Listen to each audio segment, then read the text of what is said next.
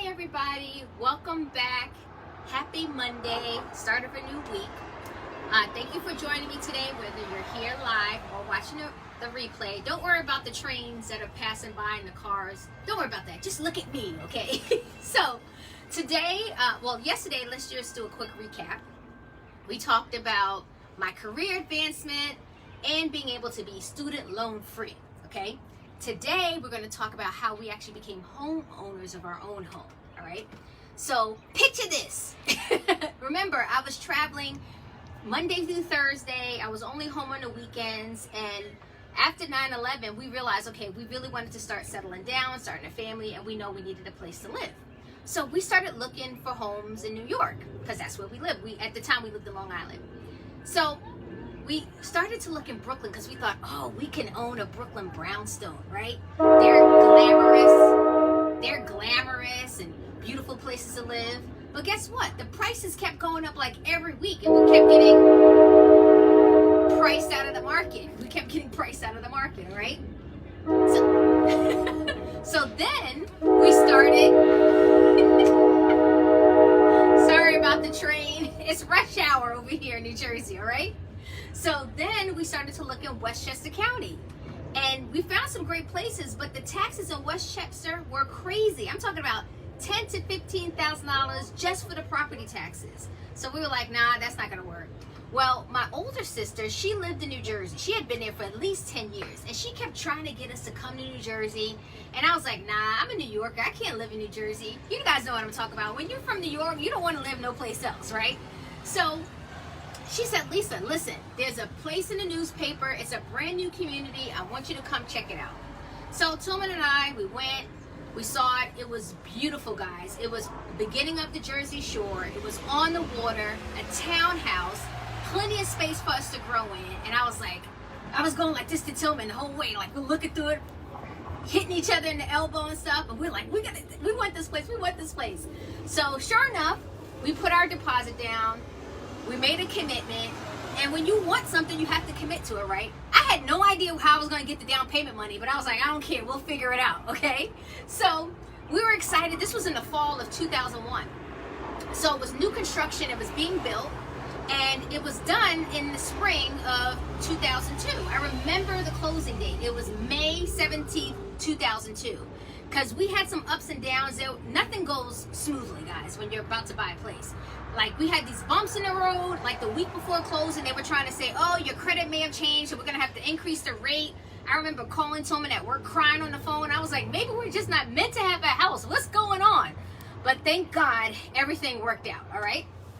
So, we closed, and the following weekend, I remember, before that, Tillman's cousin helped us move. We had the Penske truck and everything, moved everything into our townhouse. We were so excited. Hardwood floors. We're telling everyone, take your shoes off before you come in because we don't want you messing up our floors, right?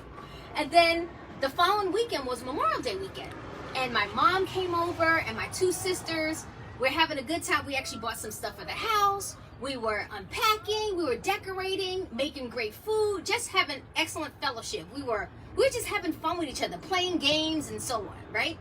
So, but at the same time, that same weekend, my mom was coughing a lot. And I kept saying, Mom, are you okay? Why do you keep coughing? And she's like, no, don't worry about it. I'm fine. So that Monday is when my mom went home. That was Memorial Day.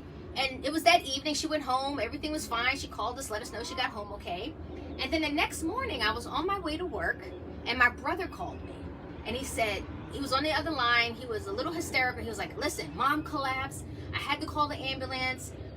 Please, can you come up here? And I said, of course. And I had just pulled into the office at work, so I was able to turn around and went straight up to Newburgh. And it was about an hour and a half from where I was to get up there. So the whole time I'm praying, I'm trying to call my brother back, I'm praying. And it's like an hour and a half, it seemed like eternity because I had no idea what was going on.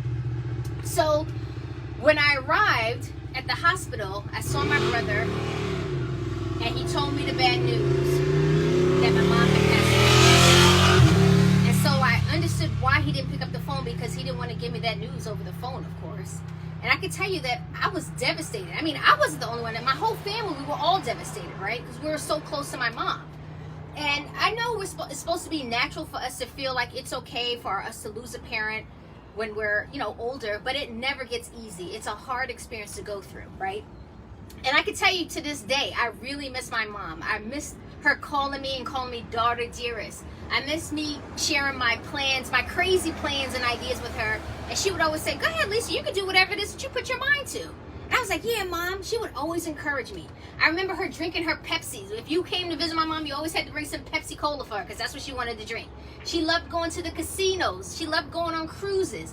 And I think this is why we like to travel today, because we want to be able to live our lives just like she lived her life as well. So as I think back on this, we're going through this pandemic. A lot of us have lost someone we loved. And what I really think about is how a lot of us still have loved ones here. We have moms and dads. We have family members that are significant to us. I challenge you to call them today. Reach out to them. Maybe you haven't spoken to them in a long time. That's even better. They'll be surprised that you give them a call just to say, I love you.